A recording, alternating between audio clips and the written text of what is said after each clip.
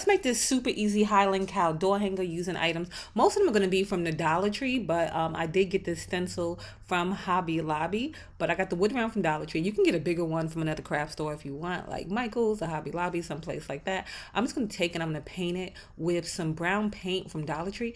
This paint is like, it's kind of watery, so it acts kind of like a wood stain. You just give it one good coat, and then if you have like excess on there, you could just wipe it right off. It really doesn't stay. Once everything dried, then I came in with the stencil. Again, this is my first time using this kind of stencil.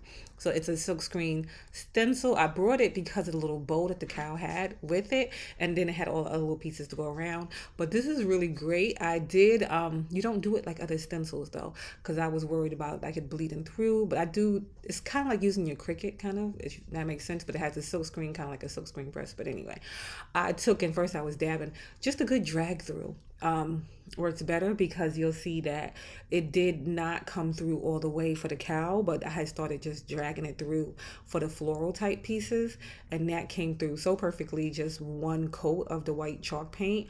But I did go in and correct the cow. I tried to relay it and do it, it did not work well, but once I figured it out, it did come out super nice. So if you are looking, I would suggest these because they're sticky on the back and they're super cool. But so you can see the flower, I put that on both sides. They didn't have two of those, so I just put one on one side, one on the other side. And then this is where the cow came, and he was missing all the parts because it didn't come all the way through. But I just went in, like I said, and just kind of, it was kind of dry almost, so I just went in with some brown paint to kind of loosen up that white paint and then mute it kind of still. Then I wiped it off with a paper towel, and then let that dry, and then I came back in with some more of the brown paint just to cover it back up so I can have like an even base. I could have just flipped it over and started brand new, but I wanted to keep going on this side. Plus, I love the way the flowers had came out, so I didn't want to mess that up. So I just did it the long way. It wasn't that bad to fix it, but if you need to fix it, that's like a way to do it.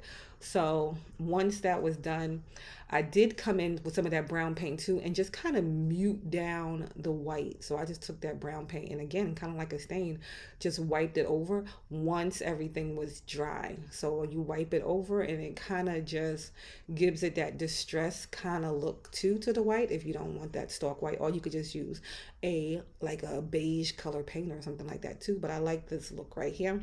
So I came back in with the cow, and you can see some of the screen holes are kind of clogged. I noticed that's the parts that didn't really come through that well. But like I said, I gave it a good drag, and they came through fine. Some of the horns were just a little distressed, but that was okay.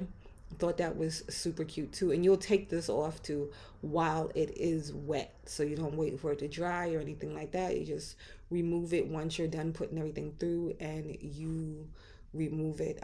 It's like silk screening a t-shirt or something like that, but super cute. Love the details in this. And then I went and put on the bow. I thought this was going to be my favorite part. I didn't love it. I did not love the bow that much. Maybe if I did it in a different color, maybe if I did it in the center, I don't know. I think I felt like too, because the way it overlays, it kind of clashes with the hair in the cow too. So it wasn't like particularly my favorite, but I covered it up with another bow. So it still has like that kind of red peep detail underneath, but then I covered it up with another bow that I made with some ribbon from Dollar Tree. But this is how it did come out, and you can see like the polka dots in it and stuff like that. I just feel like it's not enough detail to it.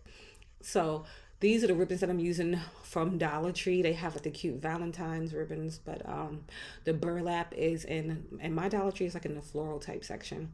But I use some of the Valentine's ones with the burlap style ribbons, and I cut them in 3 different sizes. Not that big a difference in the sizes, but I just cut strips, and I'm just gonna make like a rough little bow for this, and then I'm gonna tie it off with twine once I was done cutting my 3 bows. So I made 3, 2 for the top and 1 for over the hair where the other bow that I put. I just scrunched everything together, and then I tied it off with some twine that I also got from Dollar Tree, tied it in a knot 2 times, and then cut those tails so it was part of the bow.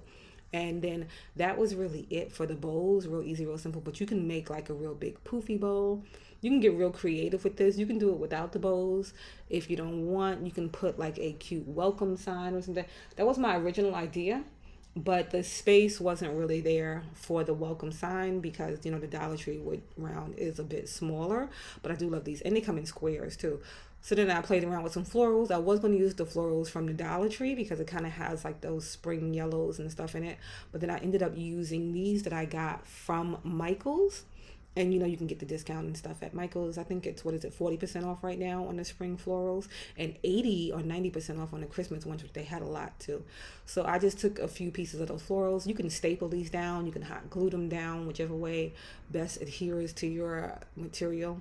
But I just took some hot glue and I put 2 on each side because you don't need it that full, because like I said, this round is smaller. And this is how it came out. I think it is so stinking cute. And like I said, you can customize this.